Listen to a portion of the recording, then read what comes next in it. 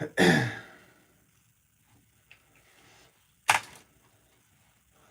back. I had a pie. Got another iced coffee. Got another iced coffee. Gonna be off my face on caffeine now.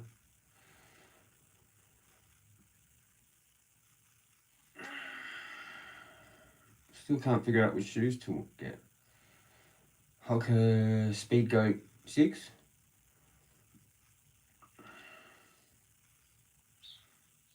Or Hoka Clifton 10. Or the other Hokas. Yeah, Hoka Speedgoat 6 or Clifton 10. Probably Speedgoat 6. Because then it's compared to, I don't know, Asics or Nike. Kind of would prefer Nike.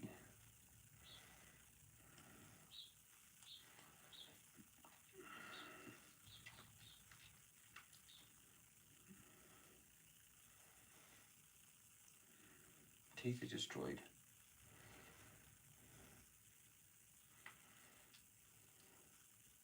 We haven't got Nike for ages.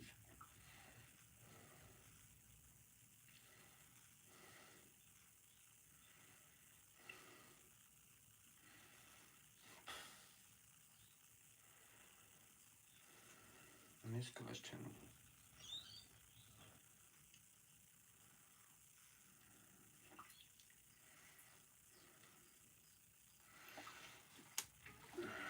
Anybody? Oh. I wonder if anybody will come. That's the thing. I do so many streams and nobody really comes that often. Oh no, there's slippery down there.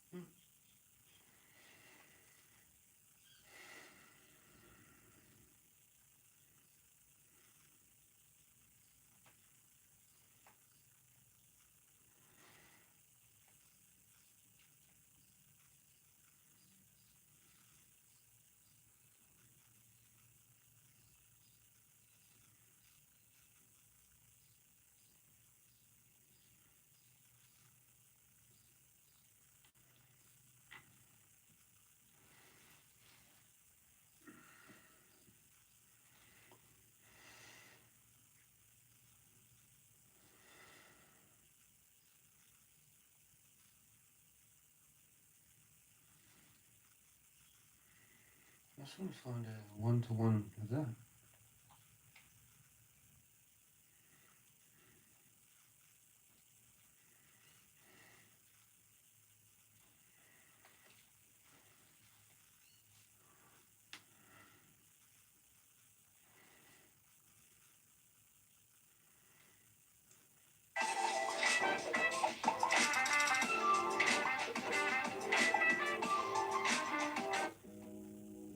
Hey everybody, welcome to a special episode of Conversational Pace. You will notice that this is not Finn Melanson, but instead I have guest shoe reviewer, podcast extraordinaire. I got Andy Jones Wilkins with me today.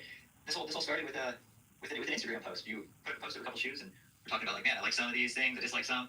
And then I just slid into your DMs. I was like, shit. So AJW, thanks for being here. Thanks for sitting down to chat about a few pretty popular shoes with me. Brad, it's great to be here, and thanks for slipping into my DMs. I've done a lot of podcasts, but I've never done a shoe review, so this is really fun, and I like that we're going to do a little kind of compare contrast. Full disclosure, I'm by no means a shoe reviewer by trade, but I do like to wear a lot of different shoes, and it's been fun to sort of play around with these three. Yep, and you've been in the trail running world for quite some time. So I'm sure you've seen the shoes evolve over the years. So it'd be really interesting to see what has worked for you or what you liked in the past versus what you're looking for now.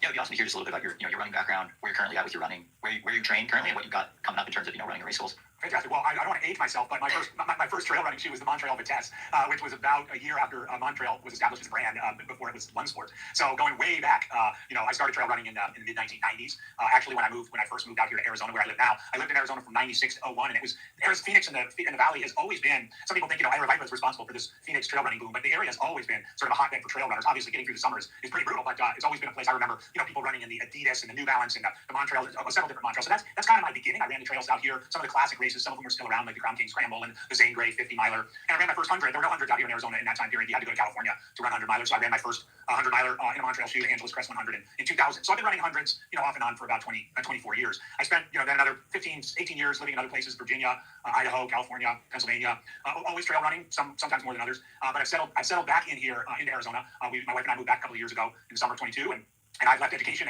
and gone full-time into kind of running-related pursuits.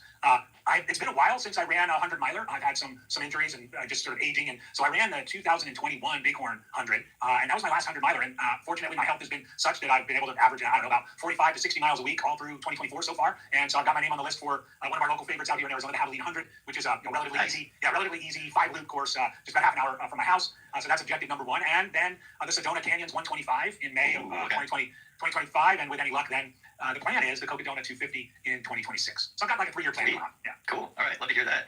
All right. That's awesome. Yeah, Javelina. I mean, we've both been at that one a handful of times. That's a really fun race. And I know you called it an easier 100. I think there's some really difficult things about that. One being how much running there actually is, which kind of going into the shoe part of thing can actually really lead to some nuances there, because if you don't have a shoe that's perfectly working well with your foot and something's a little bit off, you don't get a whole bunch of different types of terrain to neutralize things out. So I've noticed that little problems can actually very easily turn into massive problems on a more runnable course like that.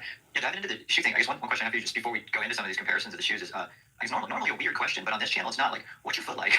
It's an excellent question. And on this topic, before we leave Javelina, I probably shouldn't have called it. There's no such thing as an easy 100. Yes. What is easy about it is it's logistically easy. You set up shop at the headquarters and you go around the loop 5 times. And the first loop's a little longer. The subsequent 4 loops are all just under 20 miles. And you're right, it is sneaky hard. It's runnable. You kind of have a net uphill for 5 or 6 miles. Then you roll through a bunch of washes, kind of in the middle part as you're gradually climbing up to Jackass Junction. And then you kind of really wonderful, smooth, winding, 2% descent, pretty much all the way back. So you're right. If you're running, let's just pick a number, like sub 20-hour pace, and a lot of people go into that race wanting to do that. You are running 80% of it. And so you're right. Little problems with a shoe can become big problems. I wear an 11.5 shoe. I like a snug fit. So if you measure my foot on a branding device or something, I measure sort of 11. So I do fit. Some people, shoe experts might say I should more appropriately be in a 12 or even a 12.5, but I'm in an 11.5. I have medium arches, a medium width. I'm not wide. I'm not narrow. For the better part of the last 15 years, I've battled a bunion on my right foot. It's something a lot of us get bunions, and it's just one of those things I deal with. So I benefit a little bit. I have benefited, especially in this last decade or so, as the mesh of shoes have become pretty much de rigueur, and there's a lot more flexibility in the uppers. A lot of my former bunion problems went away. So an average foot, 11.5, medium arches, not wide, not narrow. And one of the things I'm going to talk about is that sort of challenge over the years of finding that upper that you don't swim around in too much, that envelops the foot, but also gives you that room, especially in something like a hot 100-miler for feet to swell and so on and so forth. Yeah, absolutely. So, some of the shoes that we've got today, we've got the 3 that you posted about. Starting off, I guess I have the Speedland, the GS TAM here with me. You got the PGH. I've got the Speedland GS PGH, with the blood stains across them. Yeah. I got the traffic cone colorway. You got the roadkill colorway, which is very similar and opposite at the same time. For all intents and purposes, they're nearly the same shoe. I'm pretty sure yours, they tweaked the midsole foam a little bit, so it's a little softer, but same fit, same upper, same outsole. We've also got the Nike Zoom X Zagama 2. So I this is think we have the same colorway. the same color there for that. The Zagama 2, this one's came out not too long ago. It's just the update to the Zagama 1. We'll put links below as well. It's like we already have the full review of the Zagama. And if I'm correct, sorry to interrupt. If I'm correct, Finn, our buddy Finn wore this the entire Codona 250, didn't he? Yep. Yeah. The only time he switched out was when he did the handful of creek crossings. He threw on another shoe just to give those a chance to dry. So 220 of the 250 miles were in one pair of the Zagama 2, which is pretty impressive. Yeah. When I had a little text back and forth with him, congratulating him, and his word he might have used this. He calls this a workhorse shoe, which is kind of a nice description of it actually. And then the last shoe that we've got is the new Hoka Speedgoat 6. So this one just came out, I think right around Western States time, and we've got the Western States colorway here for it. Yeah, update to Speedgoat. Seems like Hoka does that every other year. Okay, starting with whichever one you feel like. Let's go over just some of the likes, for these shoes, because they are similar in many different ways. But just being different brands, different materials, they all got some of their differences. But which one do you want to start with? Let's start with the Speedland. And again, this little idea jumped off from an Instagram post I made about a couple of weeks ago, where I got access to these shoes.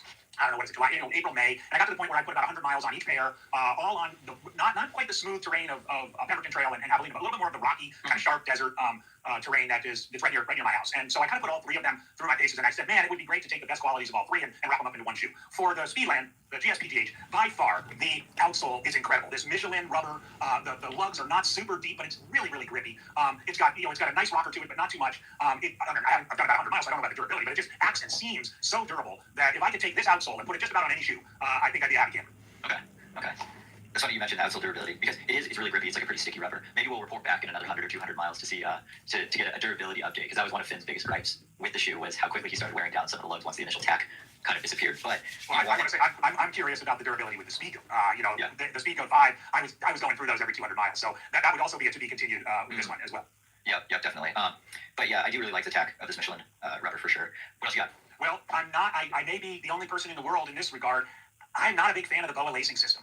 Okay. I wouldn't mind ripping them out and putting regular old laces on. I mean, I played around with all kinds of different techniques and tried to, and I know in theory it's gonna really envelop your foot and give you this, allow you to have this sort of perfect fit. And maybe we talked about my foot, maybe it's the bunion on my right foot or something like that. But I just can't get over the fact that I can't really get that cinched down feeling in quite the same way that I can in the more conventional lacing systems of, say, the Zagama and the Speedgoat. So love the outsole. Not a fan of the BOA lacing system. I love the fact that it's all of these Speedlands are quite wide. I've got plenty of room in the forefoot. They've got this, both the Zagama and the Speedland have this little lip. I don't even know. You probably know what it's called, on the heel that keeps the heel locked in.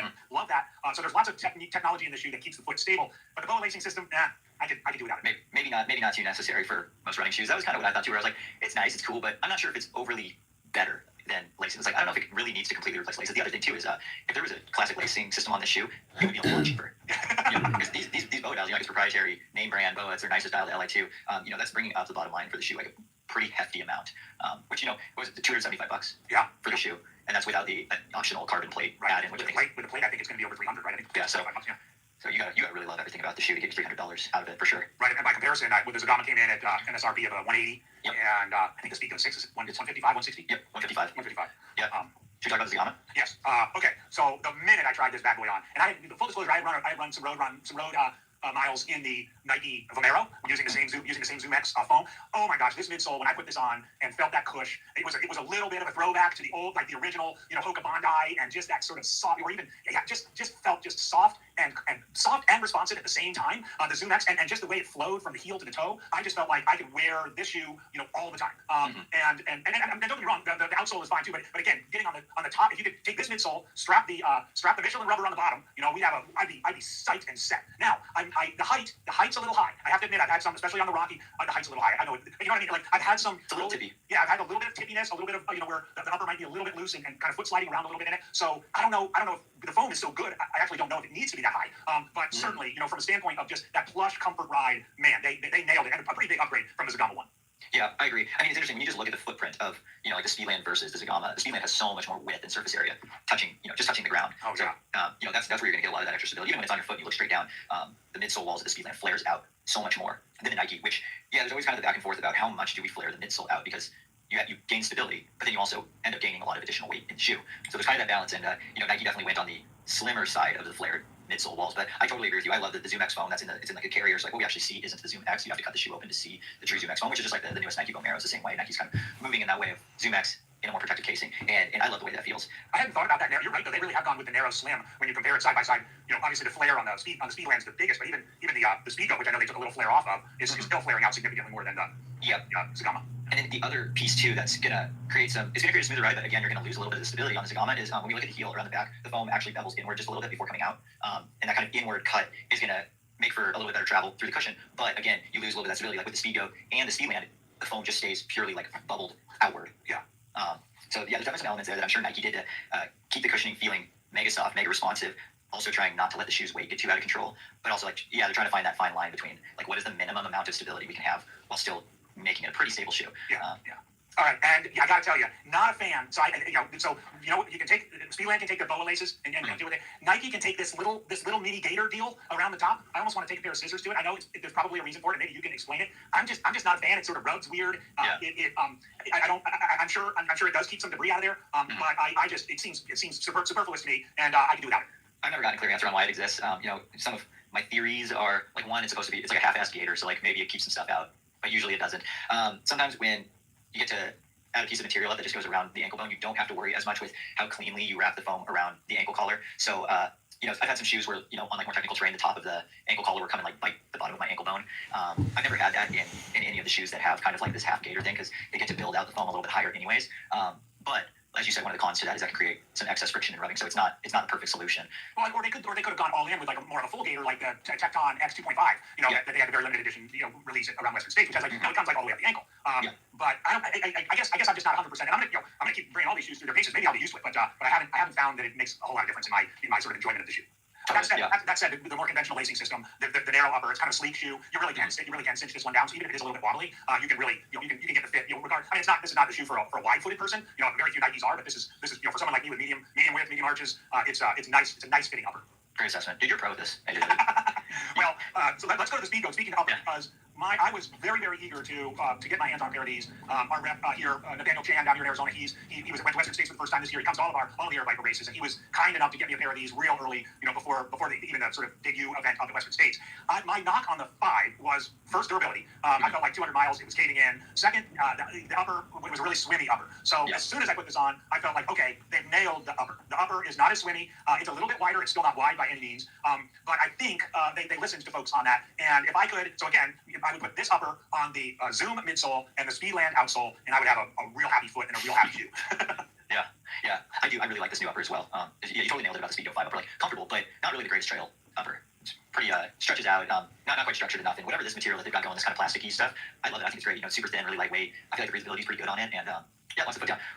So also in the 5, anything off camber, anything a little off camber, your foot was you were just, it wasn't tippy like the Nike, but your foot's just kind of sliding around, and it's kind of a momentum killer. I will say too, because I took this through a lot of pre-crossings, it drains real nice. Which I think the Speedgo has always, in my opinion, been really good. We get a lot of pre-crossing, dries out quickly. But you're right about that little plasticky stuff around the toe. I like that too.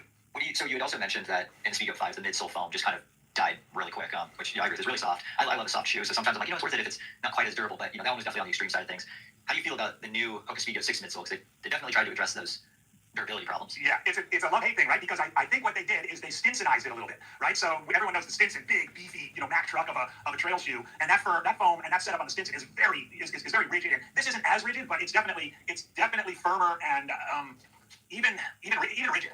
And so if it solves the durability question, then okay, maybe I'll accept that. But I do miss the soft plushness of the 5. And even I still have a couple pairs of 5s that that are still relatively new. And it's like, oh, okay, that's you're doing like the side by side walking around the house. It's really noticeable how much firmer the midsole on the 6 is. Yeah, I definitely noticed that as well when I first put it on. I was like, oh, Hoka loves swinging in opposite directions every year. Like Speedgo 5 way too soft. And I was like, dang, this one's really, really firm. Which maybe on like your super technical, really rocky terrain, that extra firmness will be nice. But I think for a lot of the terrain where the Speedgo shines, like the Speedgo is supposed to kind of do it all shoe where you could even go take it out on the roads and go for a road run. It should be all right. I wish it was almost if it was in like where this one is now and where the Speedgo 5 midsole was, the in between, wherever the perfect in between was, that's what I want. Whereas like this one, a little too firm, the other a little too soft. Like I guess it's Speedgo 7 might be the good one. Well, and I can understand why they would want to address the durability issues. It's not a cheap shoe. It is a do-it-all shoe. You guys mentioned you can even wear it on the roads. I mean, when you remember back on the Speedgo 4, the upper was always ripping on that one. I mean, I think there are some of the old timers who say, well, yeah, the Speedgo 4 is still kind of the sweet spot cushion that I want. But I think it's still going to be a good everyday do everything shoe with the Speedgo 6. I'm just not entirely convinced that they get a home run with it like they were hoping. Yeah, totally. I think that's a great assessment. So I think if you're like in the you need to stay below $200 in buying your shoes, I think it's a really interesting. I really think the Zagama 2 Speedgoat 6 is sort of an interesting thing. If you were to try on both of them and take them out for a spin, and I think it would be a tricky decision. Whereas before the Zagama 2, people would 8 out of 10 people are going to go with the Speedgoat. Now I think Nike is maybe entering a little bit more competitive space here, and that'll be. One Nike rep I had a chance to talk to was like, yeah, we're joking that the Zagama is the Speedgoat killer. I don't know about that, but I think it's a good take. Yeah, I think it's a good take. Yeah. I feel like this is probably going to be AJW's hot take of the episode. And one of the things that you had said was that you would pick, the Speedlands Michelin outsole over the Vibram outsoles. And I'm really excited to see what the internet thinks of that one, because so many shoes that I reviewed, they're like, why doesn't so-and-so company just throw a Vibram outsole on it and call it a day? And you went for the one shoe outsole that wasn't Vibram. So I love that. I love the take there. Well, and people agree with it or not. Let's be honest, 100 miles on it, right? So it's still real sticky. It's still real on camber stuff, on scrambly, like ball bearing, rocky trail like we have around here. So just like the court's still out on how durable and how long the Speedgoat lasts, it'll be interesting to see, like I said, another 100 miles on these, as my Javelina training is really ramping up, although, this is not a shoe to take on little, cushy Pemberton trail. It'll be interesting to see, how that plays out. But yeah, all things being equal, at this point, I would take the Michelin over the Vibram. So as we start to wrap things up, I got, I guess, one more question for you. With the running that you've done in all three of these shoes, do you think any of these are potential Javelina shoes, or are you probably going to be looking elsewhere? Well, I've got 3 months to figure it out. I think probably not. They might be. I could see they could be a shoe. The Nike and the Speedland. Well, the Nike really could be a shoe I put on for like the last 2 loops or something. But honestly, I'm potentially going to start in road shoes at Javelina. I like and there's a lot of road shoes out there that I like. That are really, I mentioned the Vomero, but also like the Brooks Glycerin is a sweet shoe. So the new Hoka Mach 6 is a possibility. So I don't know entirely. I think if there were to be one, I think the Speedland is too much shoe for it. Would probably be the Speedgoat, and then maybe on the later loops the Zagama. Nice. Okay, cool. Now, Yeah, for Sedona Canyons and possibly Cocodona, all 3 of these would certainly be in play. Yeah, totally. Especially as you get into a little bit more, a little more technical trail elements. All 3 of these shoes would shine on potentially different parts of that like Sedona 125 course. Yeah.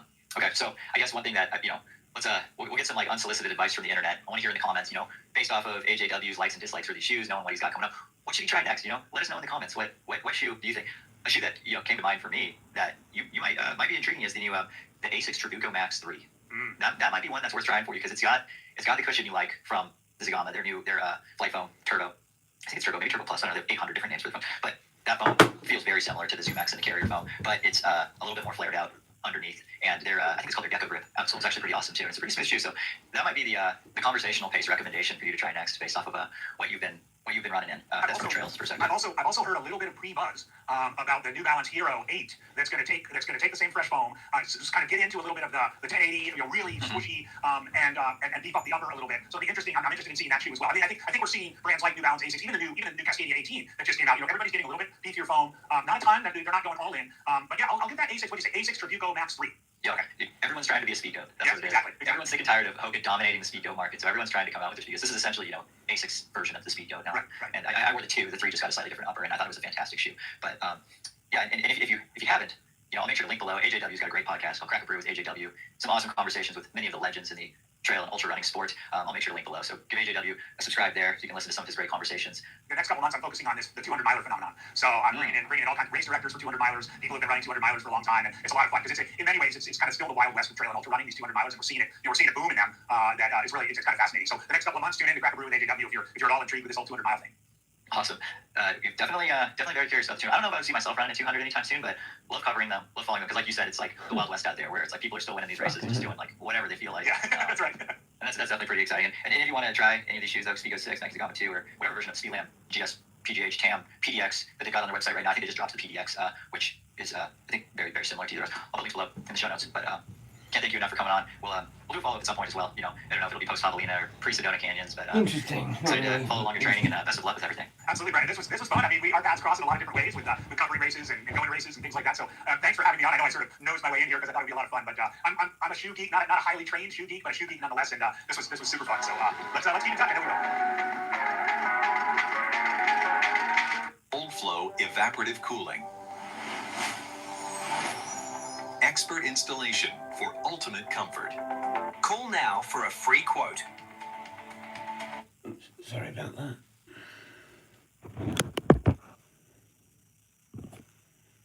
Not even on live. It is.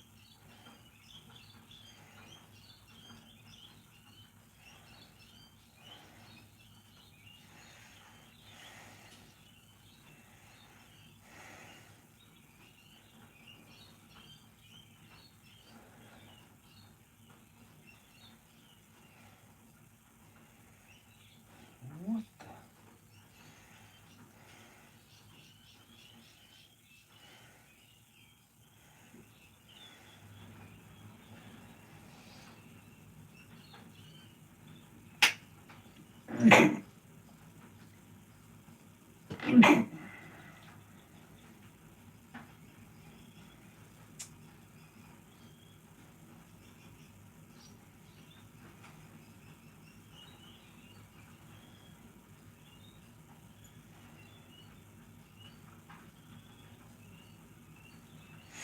don't know what's happening.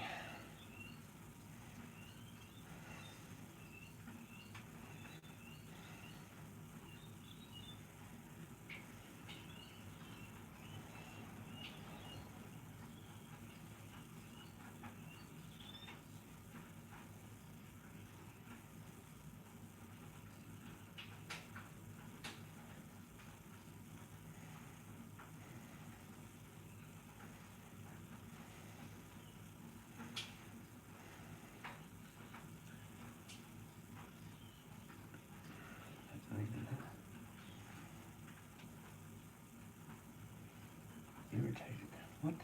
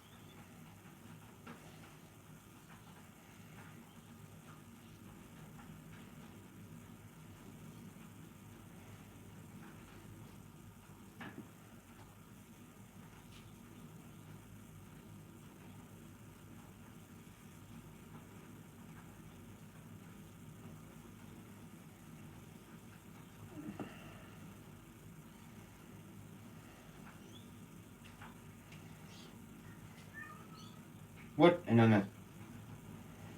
What?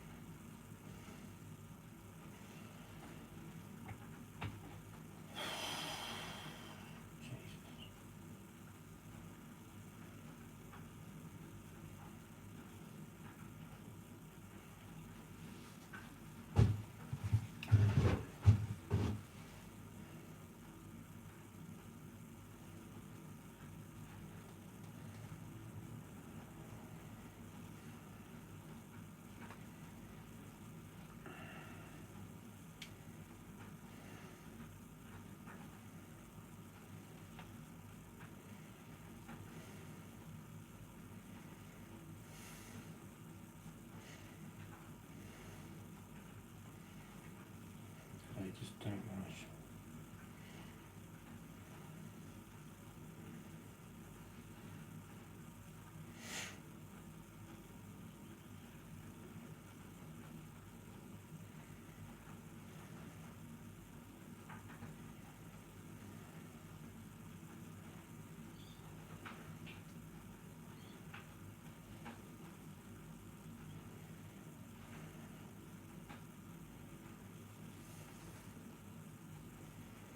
What?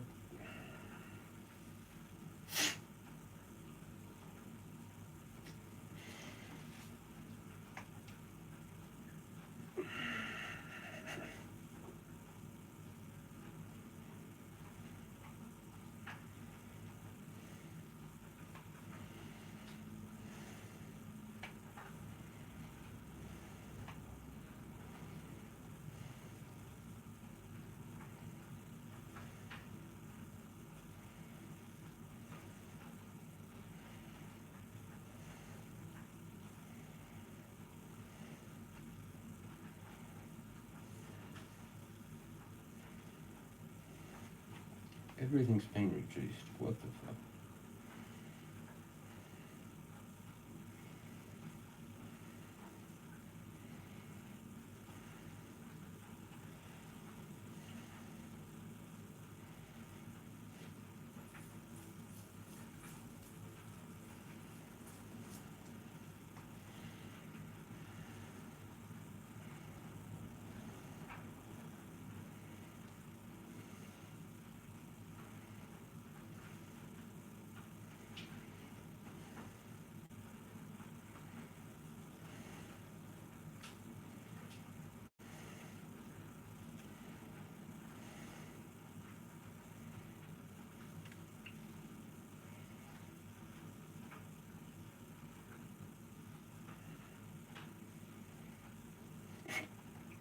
Fuck off.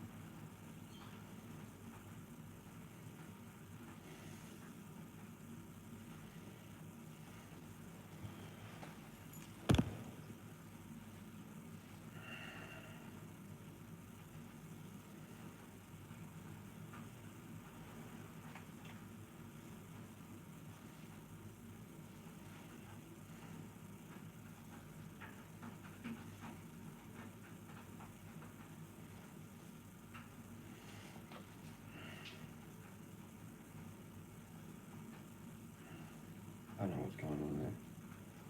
What the fuck is going on there?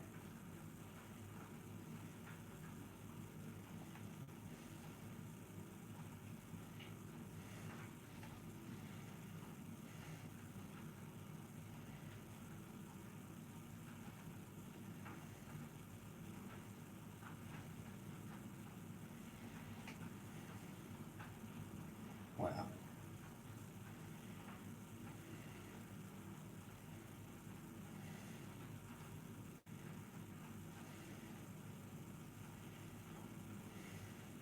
Cannot find it.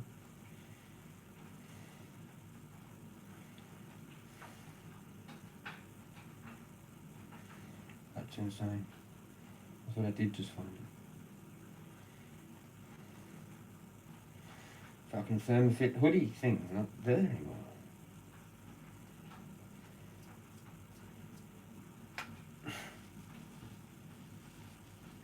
Why and how?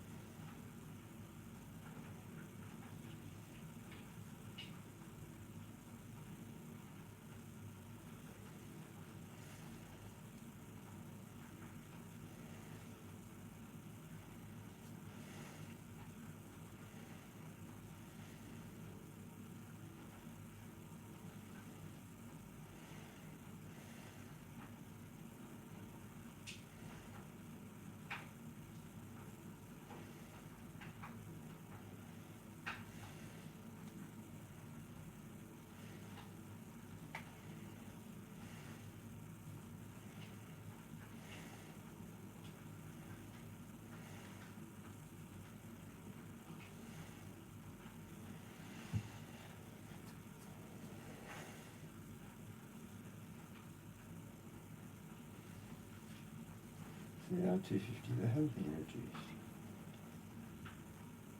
Irritated.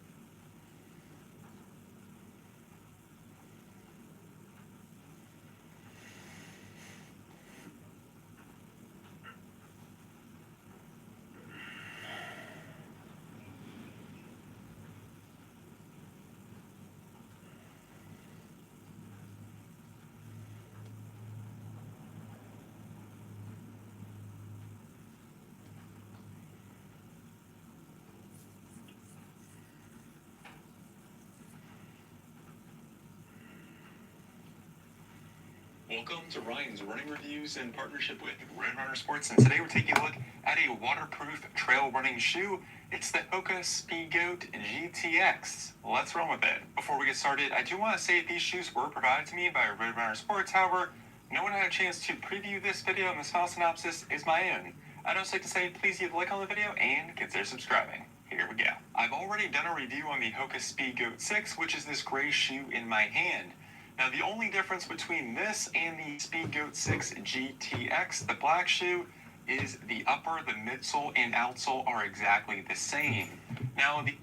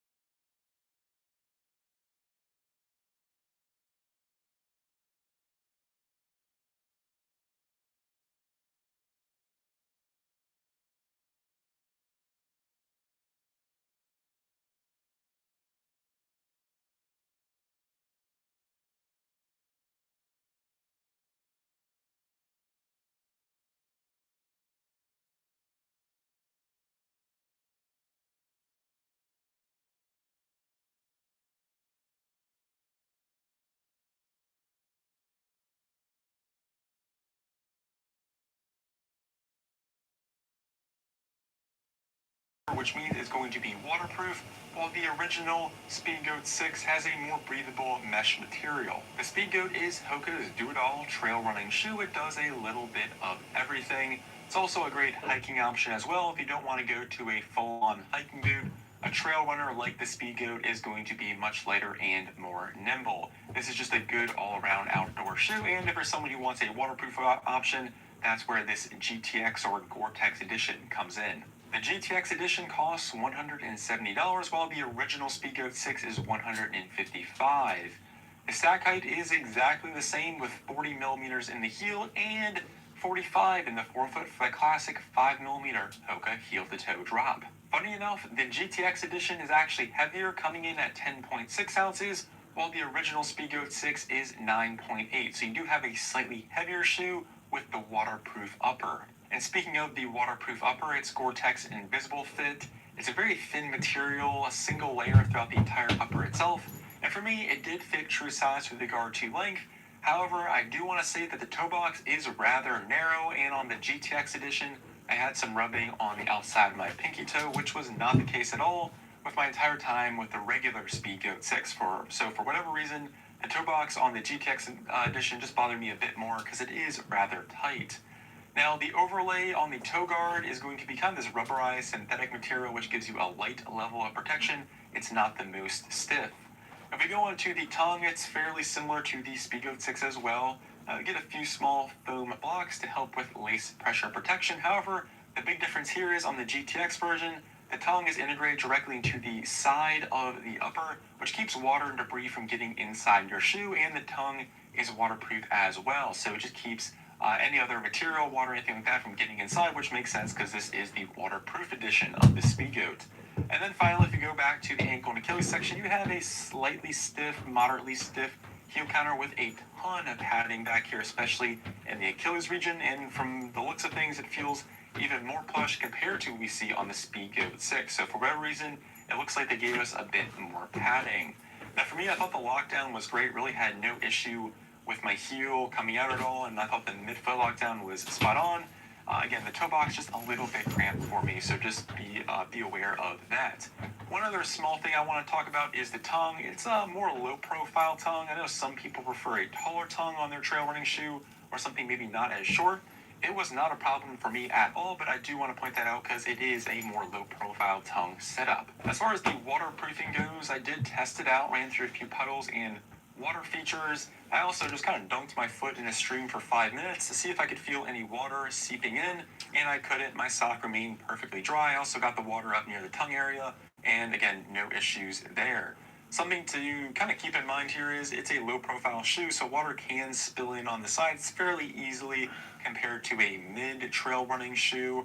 And if water does get in, it doesn't really have that many drainage slots because the water is kind of locked in with this Gore-Tex upper, and you have to kind of take your shoe off and dump it out. So that is one disadvantage compared to a regular trail running shoe where it's a little bit easier for things to drain, and it's a bit more breathable with a non-Gore-Tex upper, where this did not have much airflow at all. I know Gore-Tex is supposed to be kind of more of a membrane, but it is a rather closed-off experience with regard to airflow. As far as the midsole goes, it is a very firm compression-molded EVA foam.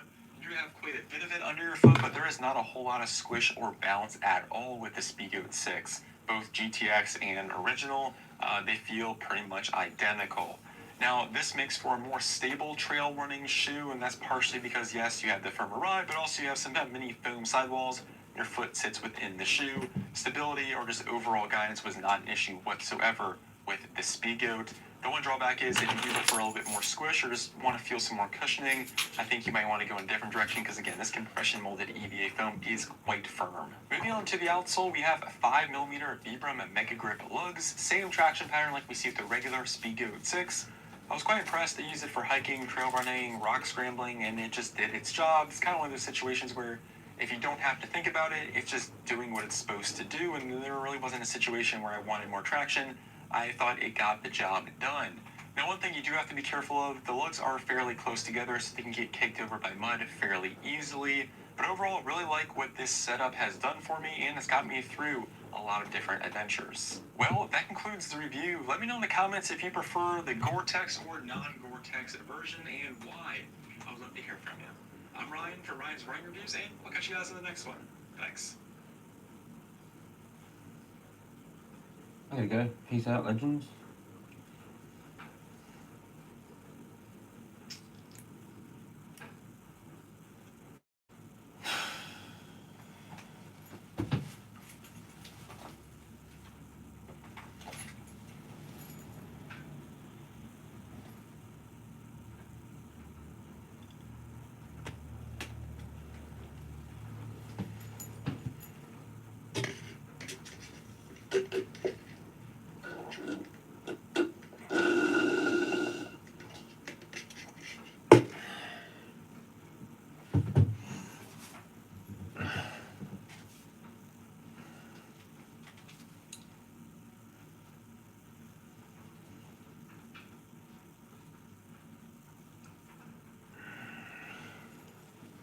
Catch us later.